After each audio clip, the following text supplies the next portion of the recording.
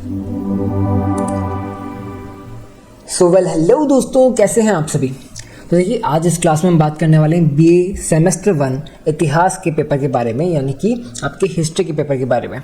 तो ये आपकी सेकंड क्लास है, यानी कि सेकंड पार्ट है। इससे पहले फर्स्ट पार्ट आ चुका है। हाँ, कई दिनों पहले ही उसको मैं डाल चुका हूँ, इसलिए आपको थोड़ी सी नीचे मिलेगी चैनल में जाने पर।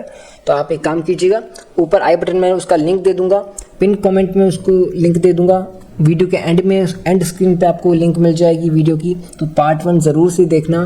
पार्ट 1 में हमने इंपॉर्टेंट क्वेश्चन आंसर जितने भी उसके लघुरात्मक प्रश्न हैं, आपके निबंधात्मक प्रश्न हैं, उन पर चर्चा की है।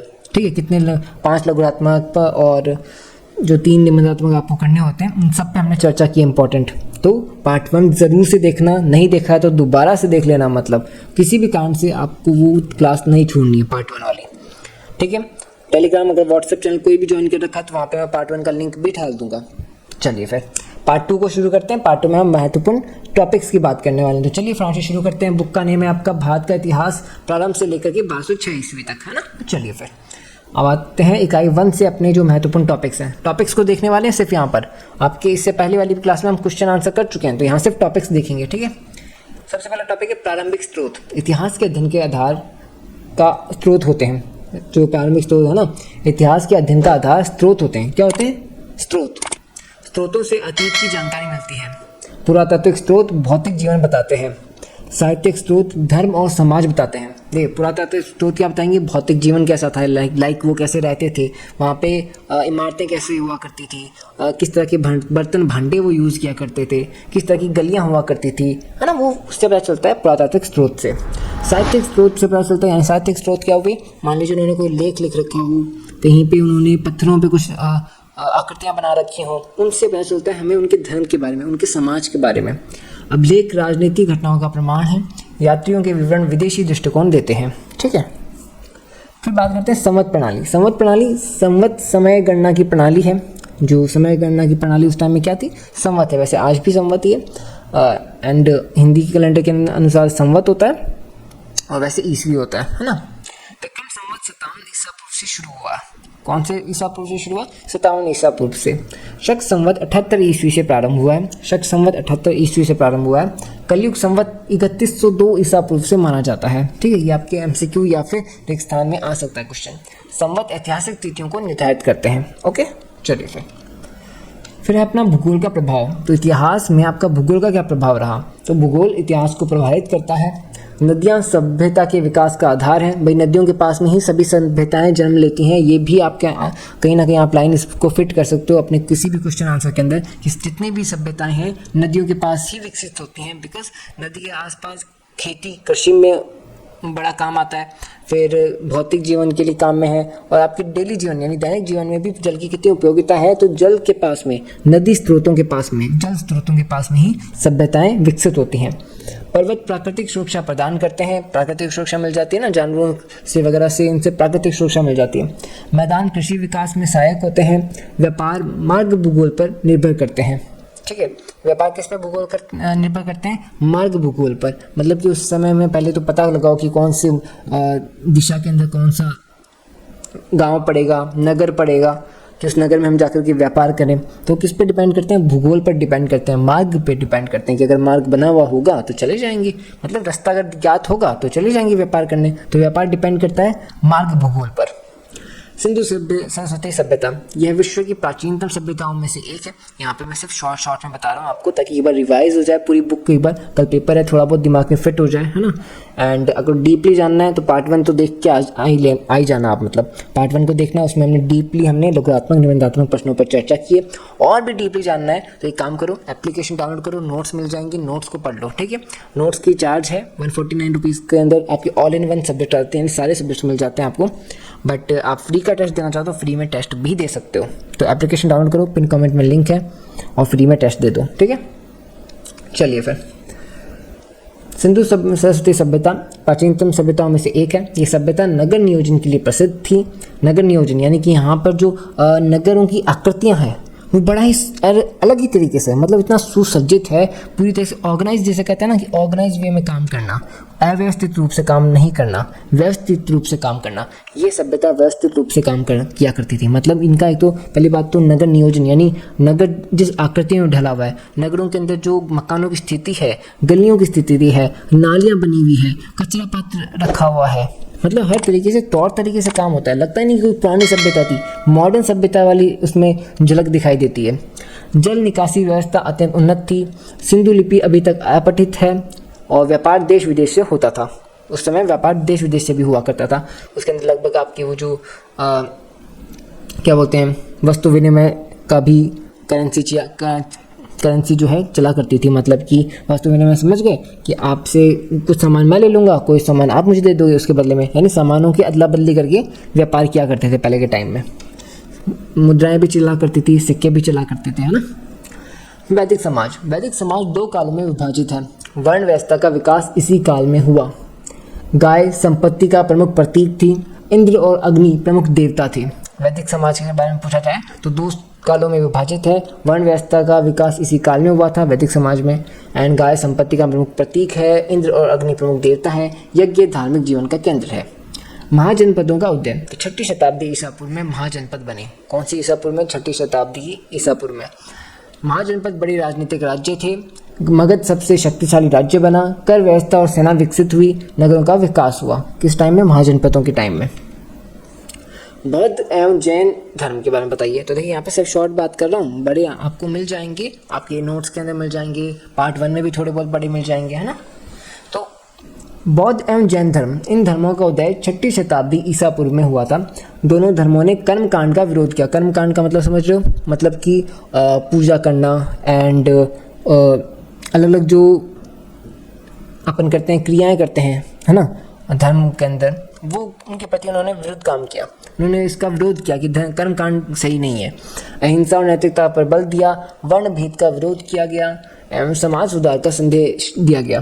कर्मकांड का विरोध किया तो भाई पूजा, ये अपने आप की जो है अपने ईश्वर को कैसे मानते, तो भाई इनके पास अलग स्रोत है। अलग स्रोत मतलब ये मन की स्थिति को ज़्यादा प्रेफर करते हैं कि भाई मन से डाइट करना।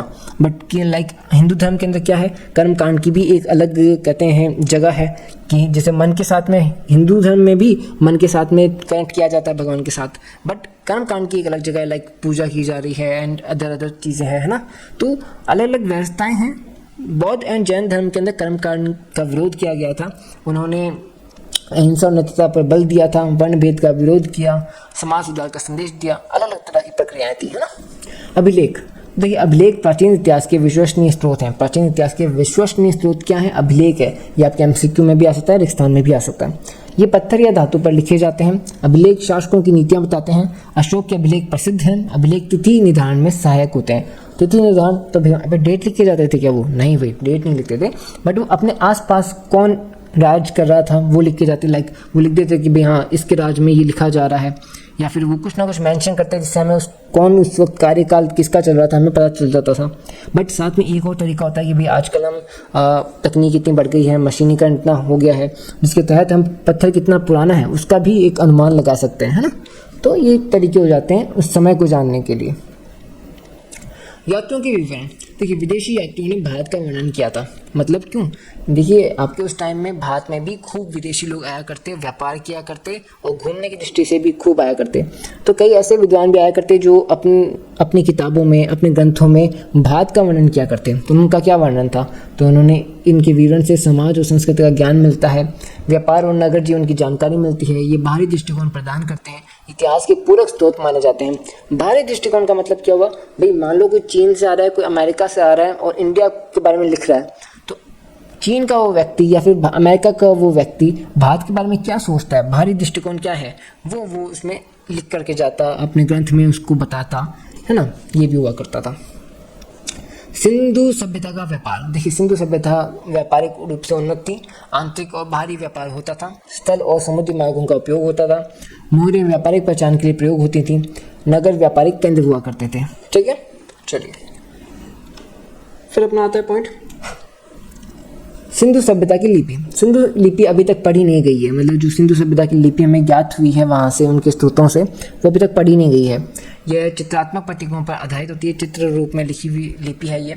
मोहरों और बर्तनों पर लिखी मिलती है। इसे दाएं से बाएं लिखा जाता है, दाएं से बाएं मतलब राइट टू लेफ्ट लिखा जाता है। यह सभ्यता की बौद्धिक उन्नति दर्शाती है। सिंधु सभ्यता की मूर्तिकला, सिंधु सभ्यता की कला उन्नत थी, धातु और पत्थर की मूर्तियाँ मिलती हैं। एंड कांस्य नर्तक की प्रसिद्ध मूर्ति है। कौन सी मूर्ति प्रसिद्ध है? कांस्य नर्तकी। मोहरे पर पशु आकृतियाँ अंकित है। शिल्प कौशल अत्यंत विकसित था। सिंधु सभ्यता के अंदर एक इंपॉर्टेंट बात है जो आप कहीं पे अगर सिंधु सभ्यता का क्वेश्चन है तो आप लिख सकते हो कि सिंधु सभ्यताओं की जो सिक्के हैं, मोहरे हैं, या फिर आप कहो अलग अलग चीज़ों की जो आकृतियाँ हैं, उनमें सबसे ज़्यादा इंपॉर्टेंस थी एनिमल्स की, पशुओं की।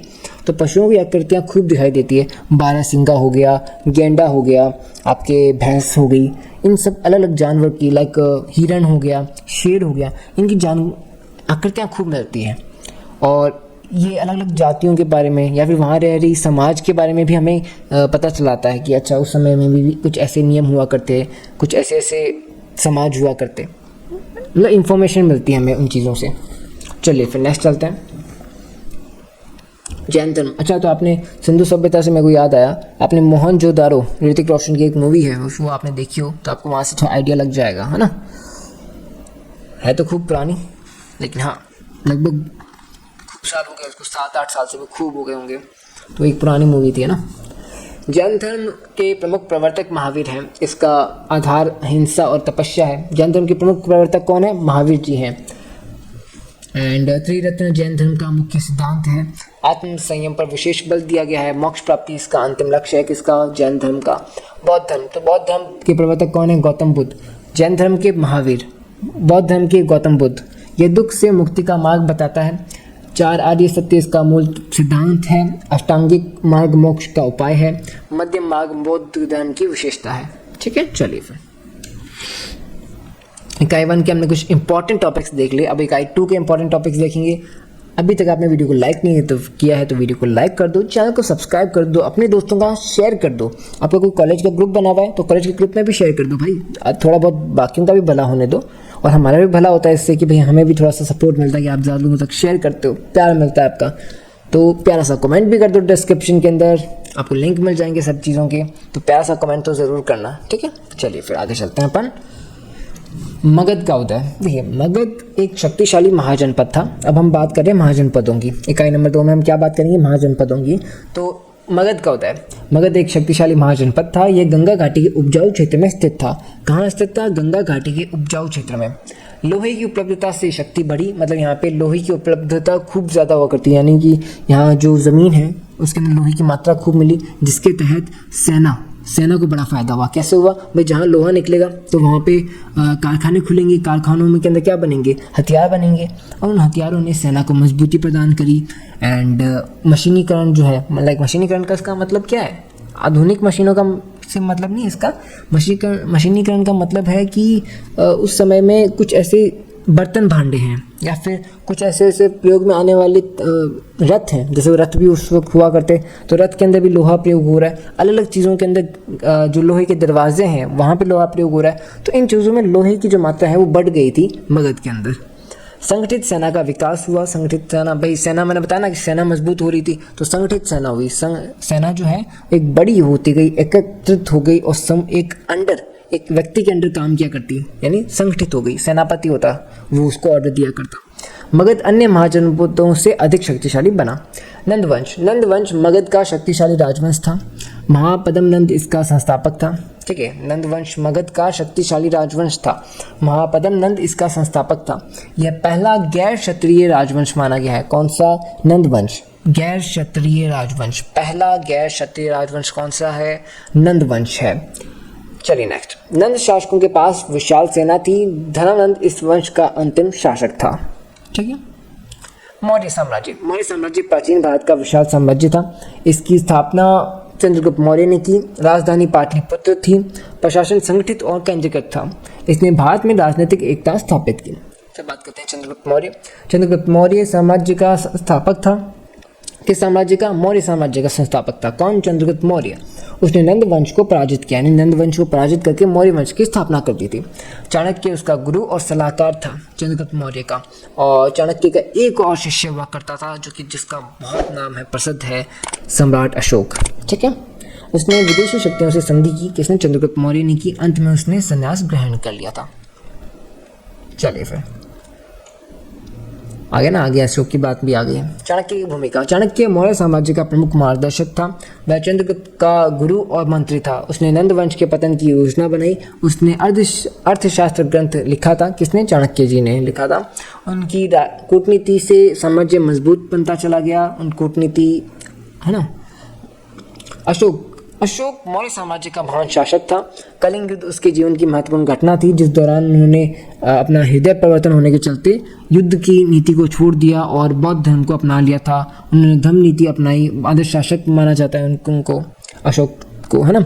अशोक इतने शक्तिशाली थे कि उन्होंने एक समय में एक अखंड भारत के रूप में बहुत बड़े क्षेत्र को अपने शासन के रूप में विस्तृत कर लिया था, फैला लिया था। अपना शासन व्यवस्था खूब फैला ली थी, है ना।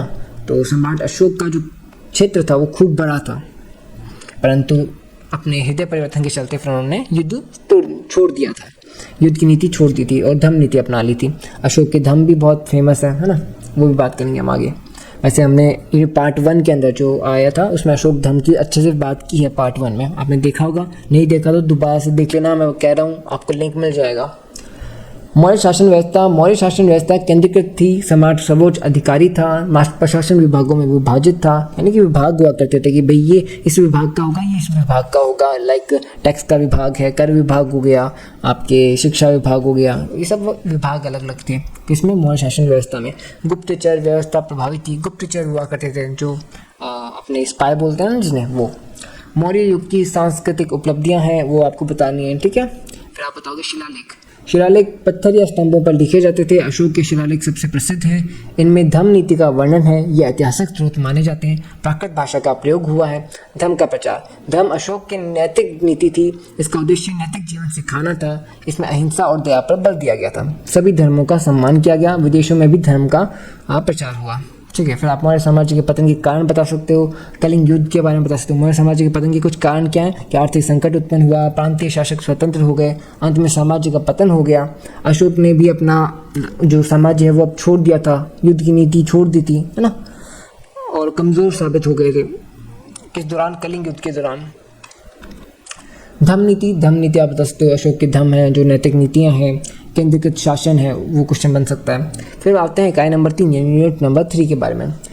वीडियो के अंदर अगर हाइप का बटन आपको मिले कमेंट सेक्शन के पास में, तो हाइप ज़रूर कीजिएगा, इससे हमें बड़ी हेल्प होती है। अच्छा, अब बात करें पूर्व गुप्तकालीन शक्तियाँ। मौर्य साम्राज्य के पतन के बाद क्षेत्रीय शक्तियाँ उभरी। इस काल को उत्तर मौर्य काल कहा जाता है, मतलब कि मौर्य साम्राज्य का पतन हुआ। अब मेरी बात ध्यान से सुनो। पहले नंदवंश आया, नंदवंश का पतन हुआ तो क्या आया? मौर्य वंश आया, मौर्य साम्राज्य आया। मौर्य साम्राज्य का अंत हुआ तब कौन सा वंश आ रहा है? अब आ रहा है आपकी, कौन सा वंश आ रहा है? बताओ मुझे कमेंट करके बताओ। अब भाई अब शुंग वंश आ रहा है, ठीक है। और शुंग वंश भी आया, और भी अतिरिक्त वंश आए थे मौर्य साम्राज्य के बाद में, तो खूब सारे वंश आए थे, ठीक है। लेकिन इस मौर्य साम्राज्य के बाद में जो काल शुरू हुआ, जो समय शुरू हुआ, इस समय को क्या कहा जाता है? इस समय को कहा जाता है उत्तर मौर्य काल, ठीक है। यानी कि इसने लिखा है ना, मौर्य साम्राज्य के पतन के बाद क्षत्रिय शक्तियां उभरी। इस काल को उत्तर मौर्य काल कहा जाता है। केंद्रीकृत सत्ता के स्थान पर भू राज्य व्यवस्था बनी। शुंग, सातवाहन, शक, कुषाण प्रमुख शक्तियां आई। मतलब कितने वंश आए? शुंग वंश आया, सातवाहन वंश आया, शक वंश आया, कुषाण वंश भी आ गया। ये सब भारत के अंदर एंटर कर चुके थे। किसके बाद में? मौर्य साम्राज्य के पतन के बाद में। यही काल गुप्त साम्राज्य की पृष्ठभूमि बना, ठीक है। यहाँ से गुप्त साम्राज्य शुरू हो जाता है। शुंग वंश मौर्यों के बाद उत्तर भारत में स्थापित हुआ। इसके संस्थापक पुष्यमित्र शुंग थे, है ना। शुंगों ने ब्राह्मण धर्म को संरक्षण दिया, यवन आक्रमणों का प्रतिरोध किया, कला और संस्कृति का विकास हुआ। फिर आते हैं पुष्यमित्र शुंग, सातवाहन वंश, इन सब के बारे में आप बताओगे अच्छे से। आप यहाँ पे पॉज करना, उसको पढ़ लेना, ठीक है। फिर आते हैं गौतमीपुत्र शातकर्मी और शक और कुषाण, इनके बारे में आप बात करना, ठीक है। ये इंपॉर्टेंट टॉपिक्स हैं जो मैं आपको बता रहा हूँ। हर यूनिट से थोड़े टॉपिक्स लेकर के आए जिनके क्वेश्चन बन सकते हैं। संगम युग पूछा जा सकता है। संगम युग क्या है? संगम युग दक्षिण भारत का सांस्कृतिक काल था। इस समय तमिल साहित्य का विकास हुआ। चेल, चोल और पांड्य प्रमुख राज्य थे। कवियों को राजाश्रय मिला, समाज और राजनीति संगठित रूप से विकसित हुई थी। ठीक है, ये आपका संगम युग था। रोम भारत का व्यापार समझाओ। बंदरगाहों का विकास, ये इंपॉर्टेंट क्वेश्चन है, बंदरगाहों का विकास। ठीक है, क्योंकि बंदरगाह इसलिए इंपॉर्टेंट है कि समुद्री व्यापार का बहुत बड़ा जो जरिया है वो बंदरगाह ही होते हैं। सिक्कों का प्रचलन, बहुत अच्छा क्वेश्चन है कि सिक्कों का जो प्रचलन है वो किस समय में बढ़ा, उपयोग बढ़ा, और किस तरह के सिक्के पाए जाते थे, उन पर किस तरह की आकृतियाँ होती थी, है ना। रुद्रदमन प्रथम है, कनिष्क है, कुषाण के सिक्के हैं। कनिष्क वाला क्वेश्चन भी अच्छा बन सकता है। ठीक है, इसको भी आप देख लीजिएगा। अब आते हैं यूनिट नंबर 4 के बारे में। इकाई नंबर 4, गुप्त साम्राज्य। देखिए मैं आपको बताया ना, आपको सबसे पहले नंद वंश आया, फिर मौर्य वंश आया, मौर्य साम्राज्य आया। पहले तो कौन सा, नंद वंश के बाद में कौन सा, मौर्य साम्राज्य के बाद में कई सारे आए जिन्हें उत्तर मौर्य काल कहा जाता है। कौन कौन आया भाई, शक, कुषाण, सातवाहन, है ना, शुंग, कितने तरह के आए। और इनके बाद में जो समय आया ना, इस समय को कहा जाता है गुप्त काल को भारतीय इतिहास का स्वर्ण युग कहा जाता है।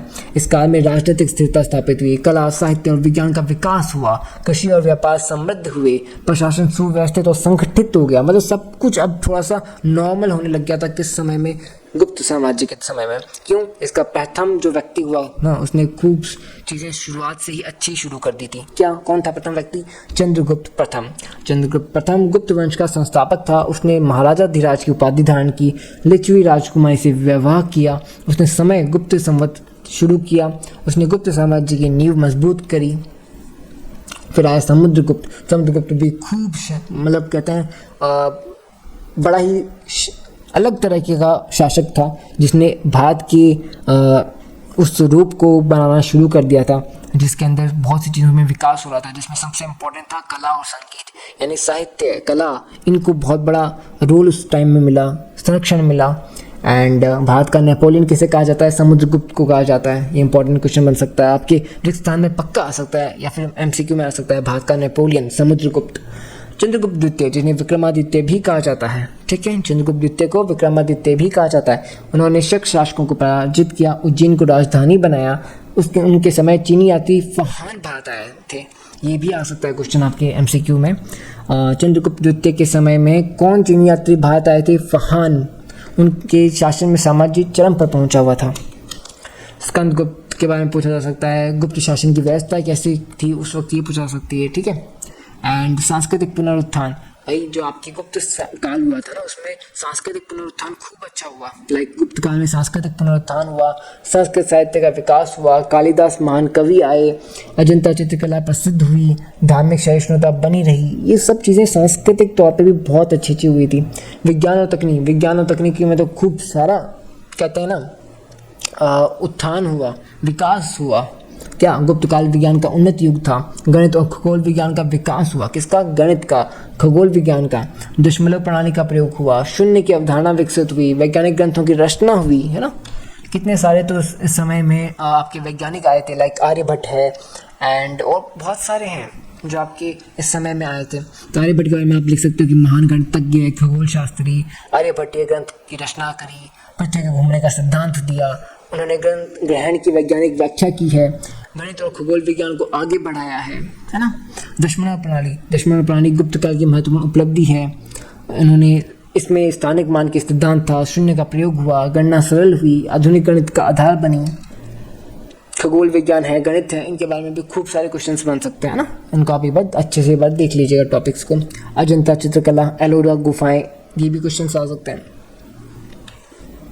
फिर बात करते हैं यूनिट 5 के अंदर क्या इंपॉर्टेंट क्वेश्चन बनेगा, गुप्त काल के बाद का भारत, यानी गुप्त काल के बाद में जो भारत बना उसको समझाओ। ये भी अच्छा क्वेश्चन है। और जो सबसे इंपॉर्टेंट क्वेश्चन है वो है हर्षवर्धन। इसको तो अच्छे से याद कर ही लेना कि हर्षवर्धन वंश का प्रमुख शासक था। किस वंश का, आपके वर्धन वंश का।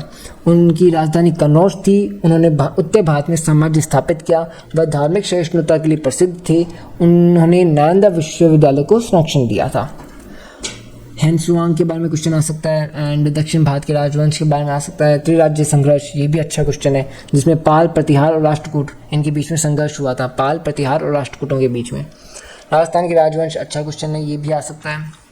राजपूत पतन के कारण, चोल राजवंश, चालुक्य राजवंश, पल्लव राजवंश, पाल राजवंश, राष्ट्रकूट राजवंश, प्रतिहार राजवंश, कला और मंदिर का स्थापत्य, ये सब आपके इम्पॉर्टेंट क्वेश्चंस थे। तो आज की क्लास में हमने आपके सिर्फ इम्पॉर्टेंट क्वेश्चंस और टॉपिक्स देखे, मतलब टॉपिक्स देखे जिनके क्वेश्चन बन करके आ सकते हैं। मैं इस क्लास को अच्छे से समझाने वाला था, मतलब हर टॉपिक को अच्छे से समझाने वाला था, बट इतना टाइम था नहीं, बिकॉज ये क्लास को बनाने में खूब टाइम लग गया। एंड टाइम अभी क्यों लग रहा है, तो भाई इसके साथ में अदर सेमेस्टर्स के भी एग्ज़ाम है। मैं सभी सेमेस्टर को साथ में लेकर के चलना, मितादा टीम का ये पूरा ध्यान आपके अभी सेमेस्टर्स एग्ज़ाम्स के ऊपर है। और इसके चलते हमने एप्लीकेशन भी अभी नई बनवाई है, एप्लीकेशन पे काम चल रहा है, बहुत सी चीज़ों पे अभी हम बिजी हैं एक तरीके से, आपके भले के लिए, आपके अच्छे के लिए ही, आपको और बेस्ट देने के लिए हम अलग अलग चीज़ों में बिजी हो रखे हैं।